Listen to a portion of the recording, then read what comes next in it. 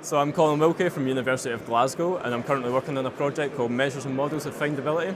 And the idea of this project is to create a quantitative measure that can tell us how easy it is to access different items in an information space.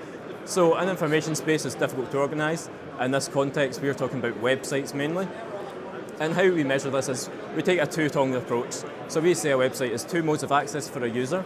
They can either search or they can browse. So a user who browses will be looking through the hyperlink structure of a website.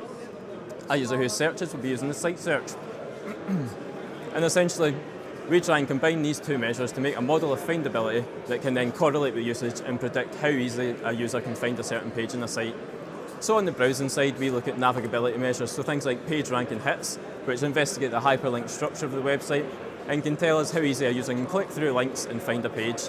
On the other hand, we have the retrievability to model search, and what we do here is launch thousands of queries to the search engine so we can get an idea of how often each page is returned.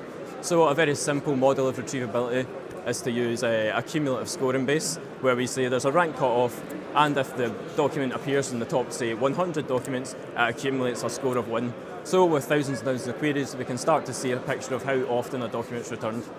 So if we can correlate these two together, combine these two together, and then correlate it with usage, what we see is that individually, navigability performs quite well, whereas retrievability are a poor correlation.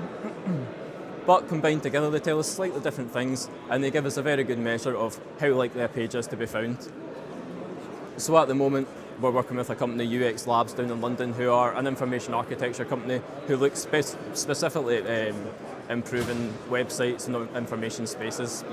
So at the moment, information architects generally use heuristic measures, and these can be mainly based on experience of the information architect. So having an actual quantitative model that they can run first and see what the good and bad pages are, they can find the trouble spots and then work from there.